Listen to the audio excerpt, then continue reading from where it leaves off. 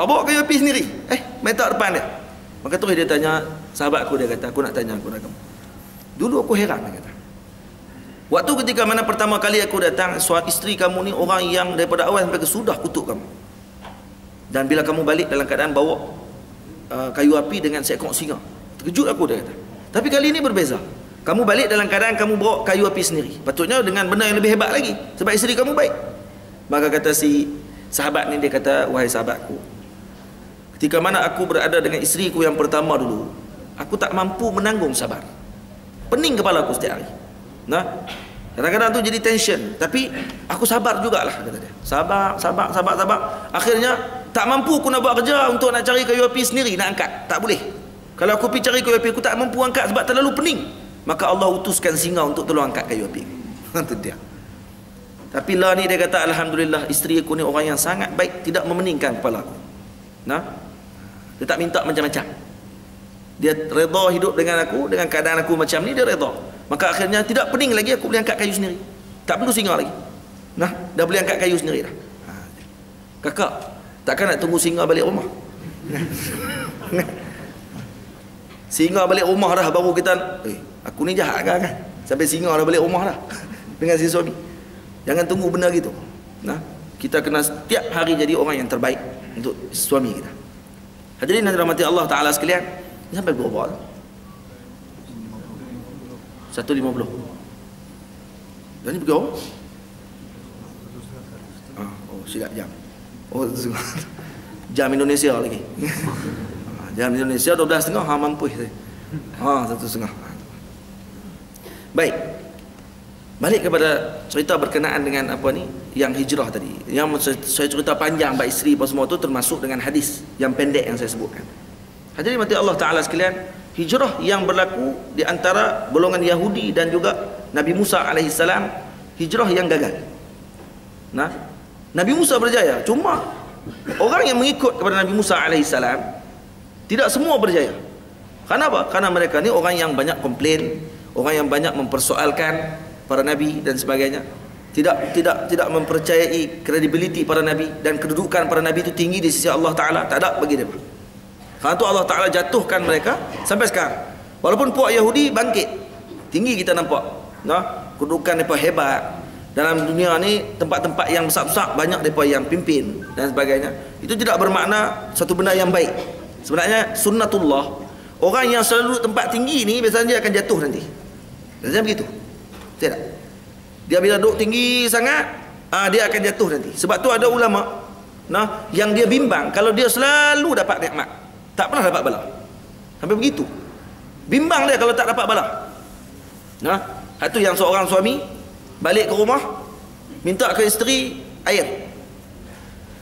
Abang balik kerja lewat ni, kata tak larat, air ada. Isteri kata, abang tunggu sat, no? Saya pergi cari air. Ni orang Arab, no? Saya terjemah bahasa Kedah. Nah. Jadi dia pun keluar. Si isteri keluar cari air. Zaman dulu air tak simpan dalam rumah. Mungkin keluarga ni miskin, susah. Jadi keluar cari air, keluar, bawa balik. Bawa balik tengok si suami dah tidur. Tidurlah suami, letih kerja sehari. Si isteri yang baik ni duduk tepi suami ni daripada malam sampai ke pagi. Berdiri. Tak duduk dia. Selagi mana suami tak minum air tersebut. Suami bangun subuh, tengok isteri duduk sebelah, duduk berdiri lagi. Tak duduk-duduk. Nah, nak bagi air kat dia. Kagum dia dengan perangai isteri dia ni. Dia kata apa? Masya Allah, tabarakallah, hebat isteri aku ni, dia kata. Nah, wahai isteriku, dia kata, mintalah apa pun hari ni, aku akan bagi kepada kamu. Karena mulianya akhlak kamu ni, aku nak bagi apa saja yang kamu nak. Mintalah. Ceraikan saya. Oh, itu dia minta nak. Woi, dia kata tunggu pada semalam sampai ke pagi nak minta cerai ya. Ilahi Allah. Dia kata, aku buat salah apa dengan hang? Tak buat salah apa pun. Hang pun tak ada masalah dengan aku pun tak ada masalah dengan hang. Tiba-tiba minta cerai ni apa pasal ni? Saja. Kalau betul abang nak, saya nak apa saja, ni saya nak minta cerai. Cerai saya. Pening lelaki ni, duk fikir, kenapa yang bini aku ni? Ha? Kan perangai pelik dah kan? Balik tunggu sampai ke pagi, tiba-tiba minta cerai. Takkan minta cerai ke? Ayak tak minum kan? Lagi tak apalah. Kamu yang nak itu, dah saya ceraikan. Ceraikan dia dengan talak satu. Lepas cerai dia tadi, si suami itu keluar dari rumah pening. Jalan noneng, tak tahu nak jalan pergi mana. Pening tu bikat bini ni, awak MP minta cerai tiba-tiba ni. Jalan-jalan jatuh lubang. Tak nampak lubang. Nah. Dalam jalan raya negeri tu jenis lubang banyak. Buat macam mana kan?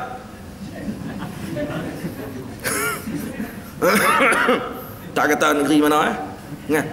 Duit tak banyak-banyak kan, tapi lubang banyak juga. Gitulah. Jalan lubang, puk jatuh dalam lubang. Pak jatuh lubang, patah kaki. Patah kaki dia. Si isteri rupanya dia ikut belakang. Dia ikut belakang, dia mai kepada si suami ni. Dia pula tolong si suami. Dia kata, abang, rujuk saya semula boleh? Baru berapa minit tadi cerai, nak rujuk balik. Aku pelik dengan hang ni, dia kata. Tadi hang minta cerai, lepas tu minta rujuk balik. Nah, lepas tu aku patah kaki ni baru hang nak mai tolong aku. Macam mana? Dia kata, abang dulu saya pernah dengar. Waktu kita mula kahwin dulu, abang pernah kata dekat saya, Allah Ta'ala ni tanda dia sayang kepada seorang tersebut, dia akan uji orang tersebut. Dia uji orang tersebut, baru dia tanda dia sayang kepada orang tadi. Saya bimbang.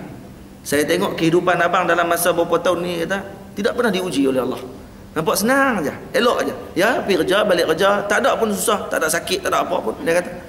Jadi saya bimbang dengan abang, dia kata, takut-takut Allah Ta'ala sebenarnya nak bagi abang ni jauh dengan Allah. Allahu Akbar. Nampak tak? Rupanya sebab tu, jadi saya ni, dia kata sebab tu saya minta cerai. Sebab saya nak jadi ujian pertama pada abang. Kemudian jatuh lubang pula, ujian kedua. Lepas ujian yang kedua tadi, maka dapat balik nikmat, nikah balik lepas tu. Nampak tak? Lepas mana susah akan dapat senang. Biasanya begitu. Ba'dal karab al-farj. Al-farj ba'dal karab. Disebut dalam apa ni? Istilah. Kesenangan selepas kesusahan. Nah, kalau susah dulu dia akan senang kemudian. Macam tu para sahabat ketika mana hijrah. Hijrah Nabi SAW. Kakak jangan try macam makcik tu buat noh. Tak kira duk pi ayat lepas tu nak uji abang. Abang ceraikan saya, abang. Lelaki kata, alhamdulillah. Aku patut mula marah benda ni kan. Awak tak minta dulu lagi. Kakak jangan minta, kakak bahaya. Jangan minta. Jadi hak ni cerita wali-wali ni. Hak ni semua wali-wali yang cerita tu. Jadi apa ni, kehidupan depa ni luar biasa daripada kita. Jadi hadirin mati Allah Taala sekalian, peristiwa yang berlaku pada sahabat Nabi ridwanullah alaihim ajma'in berbeza dengan apa yang berlaku kepada para Yahudi. Mereka keluar daripada bumi Makkah ke Madinah Al-Munawwarah, ada tak minta kepada Nabi untuk diberikan kewangan kepada mereka? Tak ada. Seorang pun sahabat tidak minta kewangan. Malah mereka pula yang gadaikan seluruh harta benda mereka, jiwa peribadi mereka hanya untuk Islam. Tidak. Tinggal rumah. Suhaib Ar-Rumi radhiyallahu anhu, tinggalkan rumahnya yang dia bina di Makkah Al-Mukarramah. Waktu dia nak keluar, puak musyrikin tahan dia, jangan keluar, tak boleh keluar. Kamu tak boleh keluar. Baik, kalau kata saya keluar dengan aman, saya bagi rumah dan juga harta yang ada dalam rumah tersebut kepada kamu. Kamu nak ataupun tidak? Kalau itu tak apa. Rupanya nak yang tu puak ni. Dia pun keluar dengan aman. Selepas mana dipajarkan rumah dia kepada puak musyrikin. Gitu sekali. Rumah yang susah payah dia bina, datang daripada Rom, temu dengan Nabi Muhammad SAW, akhirnya dibina rumah dengan duit dia sendiri, dipajakkan pula kepada puak Yahudi. Itu yang dibuat oleh para sahabat Nabi ridwanullah alaihim ajma'in, yang keluar dalam keadaan tidak meminta-minta. Tak ada pula jumpa Rasulullah, ya Rasulullah tolong doa kepada Allah seperti mana puak Yahudi doa minta kepada Nabi Musa, dalam perjalanan kami itu kalau boleh ada lah RNR banyak sikit, boleh kami berhenti rehat, makan makanan pula daripada syurga, ayak pula susu keluar daripada tanah ke, keluar daripada bumi ke, pada semua kali. Kami nak yang tu. Ada tak minta? Tak ada. Sahabat keluar dalam keadaan yang sangat susah.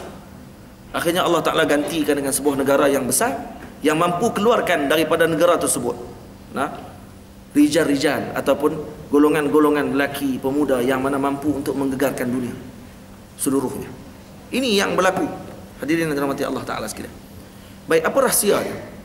Kenapa sahabat boleh dapat begitu? Sahabat dapat peristiwa begini, dapat nikmat yang sebegini kerana adab mereka dengan Rasulullah sallallahu alaihi wasallam. Kerana kurangnya adab kita dengan Nabi Muhammad sallallahu alaihi wasallam lah menyebabkan kita tidak akan mendapat kejayaan sampai bila-bila. Ini kena ambil perhatian. Orang zaman lah, bila mana orang nak cintakan Rasulullah, ada pandangan sinis bila orang nak cintakan Nabi Muhammad sallallahu alaihi wasallam.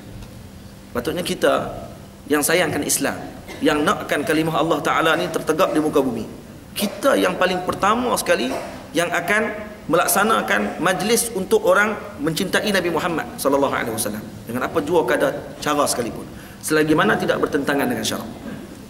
Nah, hak ni yang berlaku. Sebab tu kita tengok kalau saya pergi ke Surabaya, pergi ke Semarang sampai ke Tuban, sampai ke Surabaya, daripada Semarang ke Surabaya tadi ni, perjalanan melihat perjalanan wali-wali Songo ni, kalau tengok balik semua bidang mereka gunakan untuk menarik masyarakat pada ketika tersebut mengenal agama Allah Ta'ala. Tahu, kata golongan Jawa pada ketika tersebut suka gamelan.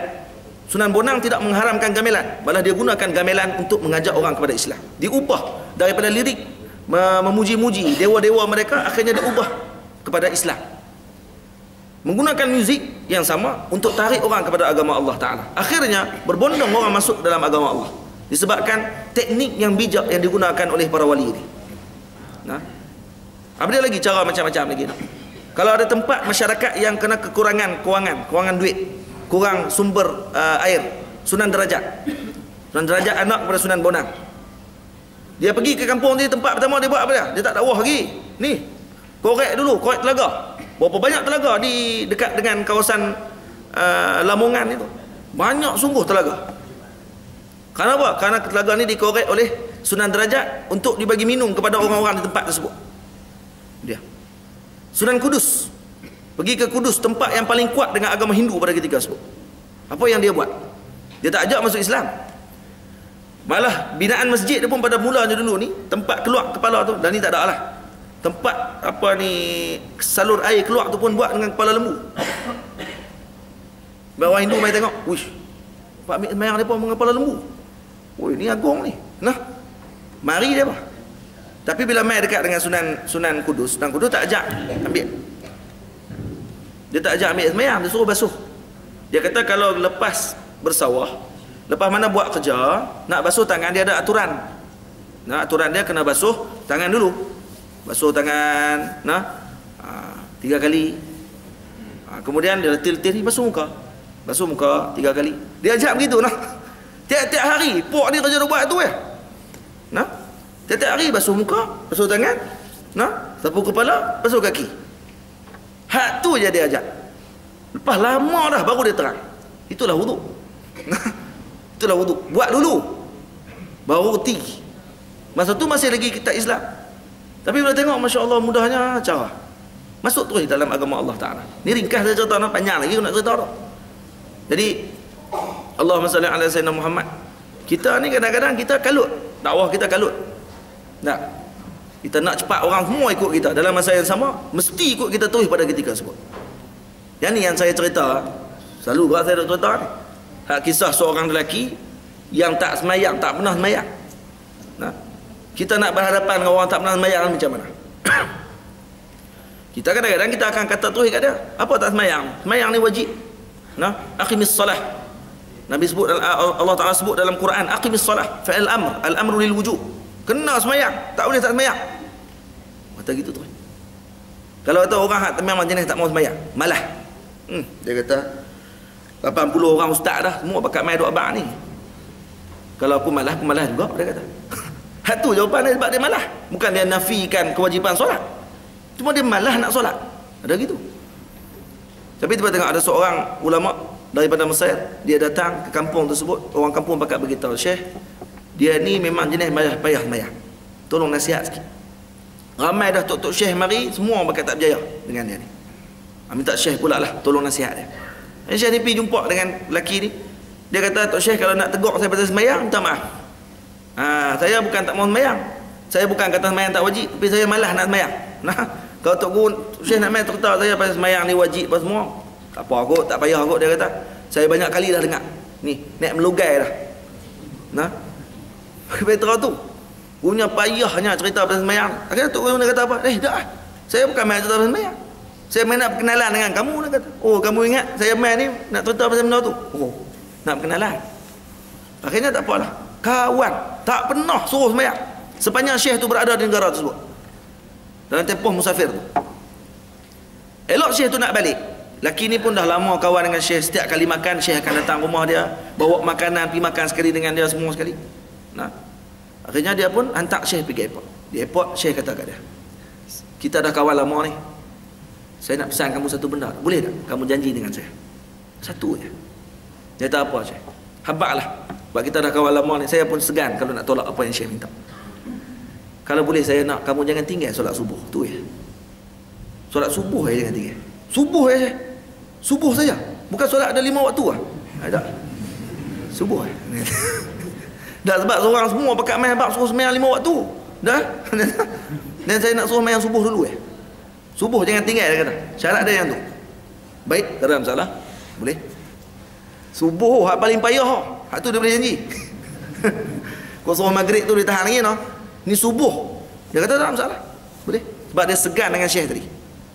Sepanjang Syekh balik ke negara tadi, setahun lepas tu Syekh datang balik. Setahun tadi ni, bila Syekh datang, tanya pada orang kampung, macam mana lelaki tersebut?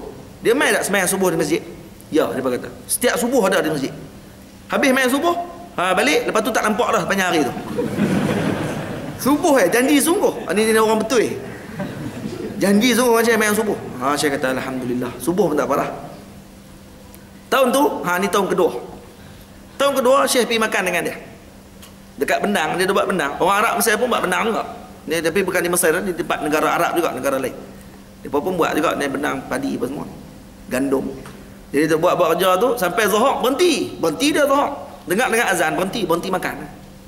Makan nasi apa semua, makan roti apa semua kali tu. Lepas tu Syekh pun tanya, lepas ni buat apa lepas ni? Lepas ni sambung kerja balik dia tu. Sampai asar. Oh. Habis tu basuh tangan tak? Lepas makan basuh tangan tak? Mesti basuh dia kata. Kenapa? Makan kita basuh tangan. Syekh kata kalau lah lagi mudah basuh tangan terus ambil wuduk macam mayang subuh. Dia kata, macam mayang subuh. Tak payah mana pun. Lagipun memang panas pun kan. Basuhlah muka, basuh tangan macam ambil wuduk. Lepas tu terus mayang. Tak payah mana pun, tambah 2 rakaat daripada subuh. Subuh 2 rakaat, tambah lagi 2 jadi 4 rakaat solat Zuhur. Oh gitu Syekh no? Padahal tahu dah tapi mangkuk. Dia orang macam ni kita tak boleh nak paksa. Jadi dia apa? Okey, tak apa. Mayang Zuhur. 2 tahun. Dalam masa 2 tahun, 2 sembahyang dah sembahyang. Sampailah tahun yang kelima. Mana? Sampai tahun kelima. Saya ringkaskan tuan-tuan. Subuh dah sembahyang, Zuhur dah sembahyang. Syekh datang, tiap-tiap tahun datang. Tahun ketiga pula baru sembahyang asar. Tahun keempat baru sembahyang maghrib. Masuk tahun yang kelima.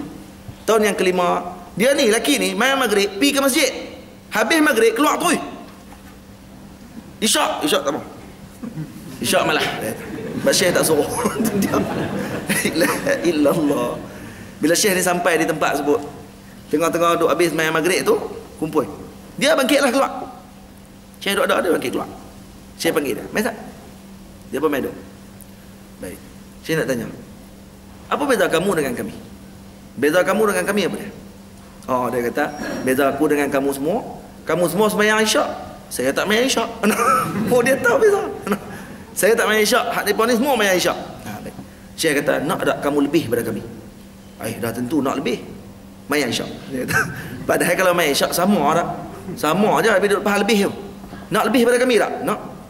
Sembahyang isyak dia kata. Insya-Allah kamu lebih daripada kami. Sembahyang isyak tak tinggal lepas tu. Berapa tahun? 5 tahun. Ini guru saya sebut, Syekh Fatihi Hijazi, seorang ulama besar di Mesir. Dia cerita dalam majlis kelas dia. Peristiwa ni benar, dicerita oleh Syekh Saleh Ja'fari dalam kelas pengajian. Ni cerita ni bersanad no? Cerita pun bersanad no? Jadi ni nak bagi tahu kata apa ni? Ini Allahumma salli ala sayyidina Muhammad, sabar dalam dakwah tersebut. Dia sebab apa? Sebab budak ni bukan budak dah, ni orang tua dah. Orang tua ni dia rebung. Bukan rebung, dia buluh. Hampa pergi selak apalah. Silap pergi tarik, lagi dia jentak kena ke dagu. Tarik kau ni, depak kena ni, mampus terus kita sekali. Dia tak macam buluh, tak macam dengan rebung. Rebung tak apa, kita boleh kepak elok makan. Sebab tu Nabi sebut dalam hadis. Muru auladakum bis-salah ibna 7 sini, Nabi kata. Suruh anak kamu semayang umur 7 tahun. Wadribuhum ibna 10 sini. Dan pukul mereka umur 10 tahun. Kenapa? Sebab umur 7 sampai umur 10 tu, kalau Nabi suruh, bukan Nabi suruh tu, Nabi kata suruh anak kamu mula semayang cukup umur dia 7 nak masuk 8. Bukan 7 tahun tu. Ibn Sabah sini tu maksudnya 7 masuk 8. Dah cukup 7 tahun dah. Bukan mula-mula masuk 7 tahun. Jadi kalau contohnya apa ni, Allah SWT beranak tahun 1990, bulan April 17 April 1990 sampai 17 April 1997. Yang tu baru hari pertama dia masuk 7 tahun. Tak, kena 17 April 1998. Tu waktu tu nak suruh anak sembahyang. Sebab umur dia dah 7 tahun penuh. Suruh dia start sembahyang. Suruh dia selalu. Bayangkan. 7 tahun, 8 tahun, 9 tahun, 10 tahun, 3 tahun suruh sembahyang. 3 tahun suruh sembahyang. Kalau sehari dia suruh 5 kali. Nabi suruh-suruh Nabi tak suruh pukul umur 7, 8, 9. Bukan suruh 7 je, umur 8, 9 mampu pergi kat dia lah. Dia nak buat apa pun 10 pukul balik. Bukan gitu. Maksudnya suruh tiap-tiap tahun ni. Tiap-tiap hari suruh. Subuh, abang bangun sembahyang. Sekolah pergi. Subuh tak sembahyang, tak apa. Zuhur lagi pula, abang sembahyang lagi.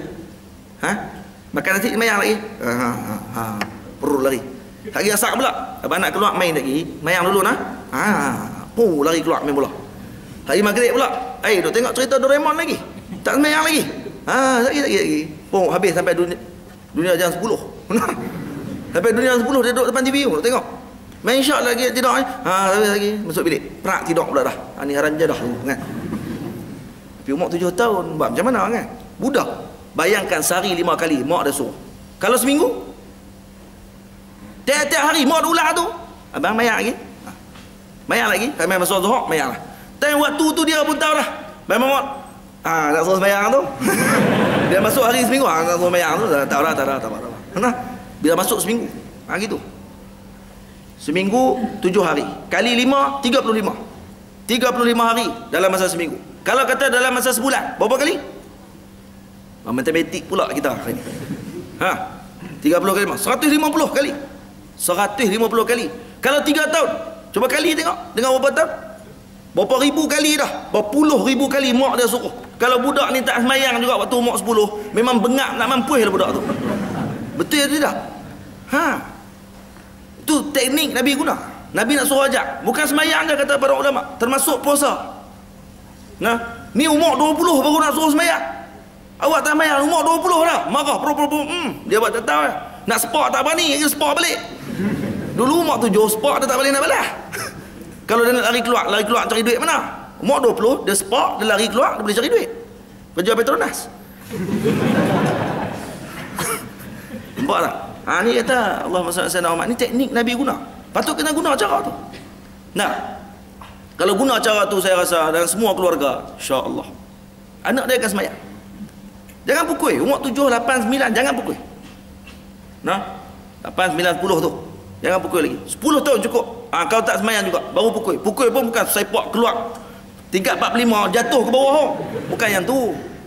Pukul mengajak je. Pak dah suruh 35,000 kali dah ni. Pak dah kira tiap-tiap tahun tu. Bulan 150 kali. Kali dengan 365 hari. Dah berapa puluh juta kali dah ni. Pak suruh hang sembahyang. Hang ni pekak ke buta tuli kan? Baru kata waktu tu. Tapi budak ni kalau seminggu je dengar, insya-Allah. Dia cepat. Dia akan terikat dalam hati dia ni. Dia tahu dah waktu ni kena sembahyang. Waktu ni kena sembahyang Zuhur. Waktu ni kena sembahyang Asar. Tahu dah waktu dia. Bapak semua kalau kita buat macam ni, insya-Allah selamat keluarga kita. Yang ni kita nak bina. Hak ni nak kena bina dulu, generasi muda nak kena bina ni. Sebab yang ni nanti akan jadi generasi akan datang. Hak tua ni tak apa lah. Bukan tak apa lagi. Amboi ustaz. Tak kami tua Saluran satu ni tak apa. Dia kena bagi amalan yang banyak. Dia bukan suruh sembahyang, dia kena bagi amalan. Pak cik nak kena zikir apa hari ni pak cik? Zikir banyak sikit. Kalau mati hari ni alhamdulillah. Tengah zikir. Ni dah duk tengok kat kedai kopi lagi. Dia pun menjerit sekali Brazil bergol. Gol, keluar gigi-gigi masuk dalam kopi. Kopi kawan pula tu. Gila bola lagi dia sampai ketua. Balah kadang-kadang tu tak apalah, tak ada masalah apa. Cuma nak bagi tahu kata kepada kita ni yang kita nak kena bina dalam generasi kita. Bapak semua. Hadirin rahmati Allah Taala sekalian. Baik, kita boleh lewat lah. Nah, saya nak sentuh sikit lah. Tadi dah kita ambil. Saya banyak cerita ni tapi tak habis. Dia lari pergi Meratah. Balik dari Surabaya, dia otak dah pening lagi, tak tidur pada semalam. Tambah pula puasa pula. Saya ajar abang kau orang. Hari apa puasa? Ni puasa ramai kan, dia abang mana? Jadi apa ni, Allahumma salli ala sayyidina Muhammad. Jadi hari ni disunatkan kita puasa, no? Hari ni sunat kita puasa. Dia panggil hari Ashura. Hari ke-10 Muharram. Nah, disebut oleh Nabi SAW. Bila Nabi SAW datang ke Madinah Al-Munawwarah, Nabi melihat golongan Yahudi berpuasa pada hari tersebut. Maka Nabi bertanya, hari apa ni? Maka dikatakan oleh puak Yahudi ni hari Ashura, hari 10 Muharram. Maka Nabi SAW kata, kenapa puasa pada hari ni? Kenapa kamu apa ni menyambut dengan sambutan yang hebat pada hari ini? Karena kata Yahudi, karena kami nak bersyukur dengan apa yang Allah Ta'ala berikan kepada Nabi Musa. Qad najjallahu Musa alaihi salam. Dan Allah Ta'ala telah memuliakan Nabi Musa daripada kaum Fir'aun pada ketika tersebut. Maka kami bergembira dengan perkara itu. Maka Nabi SAW kata, nahnu aula minkum bi Musa alaihi salam. Kami lebih aula untuk meraihkan Nabi Musa alaihi salam berbanding dengan kamu. Maka Nabi mengarahkan para sahabat ketika tersebut untuk berpuasa pada bulan Muharram pada 10 Ashura. Hari Ashura tersebut. Dan puasa tersebut jadi wajib pada permulaan. Pada permulaannya puasa Ashura ni wajib. Dan kemudian bila mana datangnya syariat apa ni, Allahumma salli ala sayyidina Muhammad, puasa, maka puasa menafikan kewajiban tersebut. Jadi sebahagian ulama mengatakan sedemikian. Baik. Sebab kalau kata apa ni, Allahumma salli ala sayyidina Muhammad, kemudian bila mana berpuasa hari Ashura, selalu berpuasa pada hari Ashura, maka Nabi SAW menyebut dalam hadis berkenaan dengan Ashura ni, Nabi kata, Ashura, saum yaum Ashura tukaffiru as-sanat al-madiyah, akan menghapuskan dosa kita yang tahun yang sebelumnya. Besar pahala Ashura ni. Nah, puasa hari Arafah tukaffiru sanatan, 2 tahun sebelumnya. Kenapa beza Arafah dengan hari Ashura ni? Kenapa Arafah 2 tahun? Kenapa Ashura setahun? Kerana hari Ashura kaitan dengan Nabi Musa alaihissalam. Dengan Nabi Musa, ini hak Nabi Musa, maka ditakfirkan dosa kita setahun. Hari Arafah ini hari Rasulullah sallallahu alaihi wasallam. Milik Rasulullah sallallahu alaihi wasallam, maka dia ada kelebihan lebih lagi daripada Nabi Musa alaihissalam, maka digandakan 2 kali. Maksudnya 2 tahun akan dihapuskan dosa kita. Jadi baru ni alhamdulillah Allah Taala dah bagi kita dengan Ramadan. Habis Ramadan masuk pula dengan puasa 6. Hak habis puasa 6 lah, hak tak habis pakai tengah-tengah lah kan, tahun depan pula lah. Puasa 6, Nabi sebut pula puasa 6 sama dengan setahun. Seolah puasa saumud dahar, puasa setahun penuh. Kemudian puasa pula puasa hari puasa apa ni, Allahumma hari Arafah pula, masuk Zulhijjah Arafah. Puasa pula mengkafarahkan dosa 2 tahun pula. Allah. Ish, kalau buat semua ni noh, agak-agak boleh buat dosa lagi lepas tu. Oh, kalau kami puasa ni ustaz, esok boleh buat dosa noh. Buat dosa siap, noh, buat dosa banyak-banyak. Kita puasa Ashura lagi, hapus lagi dosa. Kepala otak kan. Ada fikir macam itulah. Maksudnya orang yang buat ibadah sungguh-sungguh ni, dia takkan fikir lagi nak buat dosa lepas tu. Ini antara sebab kenapa Nabi nak suruh kita buat benda tu. Dan kemudian Nabi sebut lagi, kalaulah aku hidup pada tahun yang akan datang, kata Nabi, aku akan berpuasa Tasu'a, hari 9 Zulhijjah. Jadi sunat juga kita puasa 9 Zulhijjah semalam. 9 Zulhijjah dah, 9 Muharram, 9 Zulhijjah hari Arafah. 9 Muharram disunatkan kita puasa. Kalau tak sempat puasa semalam, Allah, kami tak puasa apa semalam ustaz. Bukan kami ya, saya pun tak. Nah. Lepas tu puasa hari ni. Puasa hari ni sunat juga kita gabung dengan esok. Sebab nak berbeza dengan Yahudi. Sebab Nabi sebut khaliful Yahud. Berbezalah kamu dengan puak Yahudi. Karena Yahudi dia berpuasa hari-hari ya. 10 hari bulan saja. Hari Ashura saja dia puasa. Jadi kita nak bezakan dengan Yahudi, puasa 2 hari. Sama ada 9, 10 ataupun 10, 11 ataupun 9, 10, 11. 3 terus. Ini disebut oleh Imam Syafi'i dalam Al-Um dan Kitabul Imla. Dan pandangan ini